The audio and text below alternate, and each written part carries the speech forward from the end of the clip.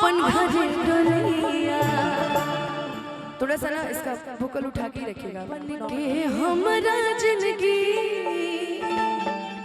सावली सुरतिया मोहनी मुरतिया कि बड़ा निक लागे उनकर अरे मीठी मीठी बतिया कि मुस्की पर जाके लुभा गई कि जैसन सोचली रही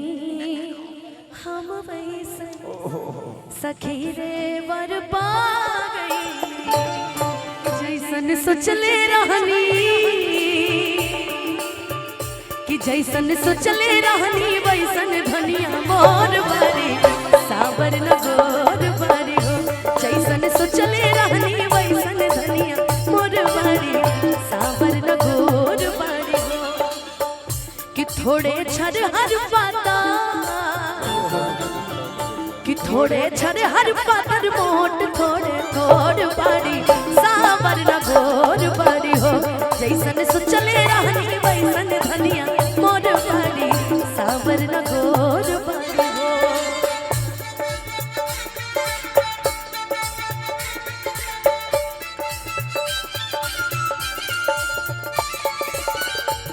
भैया उठाइए साउंड।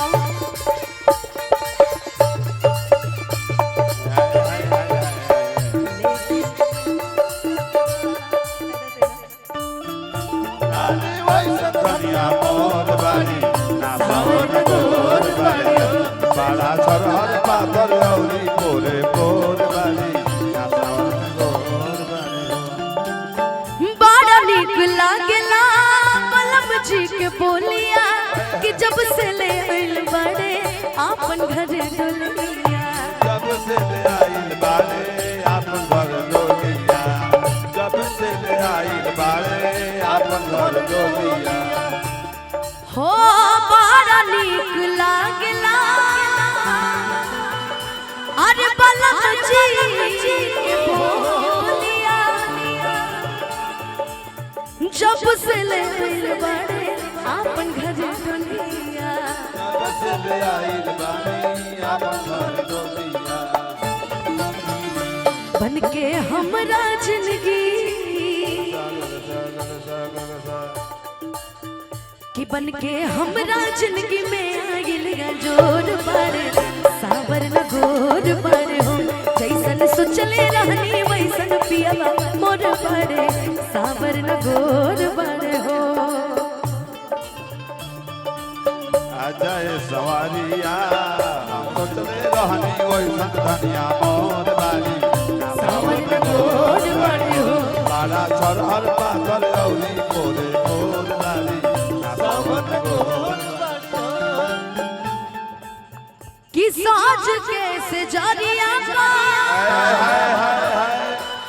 अरे जारी बैठली रही रही देगिया आपन दे बैठली रही रही देहिया आपन बैठली रही रही देहिया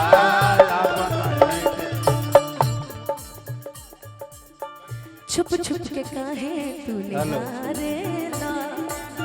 नजरी से बाहर के मारेला छुप छुप के काहे तूने मारेला मुझे प्यार हुआ तो नहीं है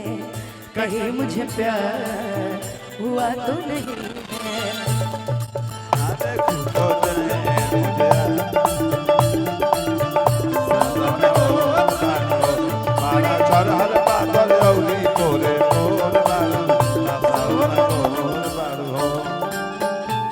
कि बाटे है जुल्म जवानी कि बाटे है जुल्म जवानी चंदा के चकोर भरी सावर न गोर बारी हो जैसन सोचले रहनी वैसन दुनिया मोर बारी सावर न गोर बारी हो थोड़े छर हर पातर मोट थोड़े थोड़ बारी सावर न गोर बारी हो जैसन सोचले रहनी वैसन दुनिया मोर बारी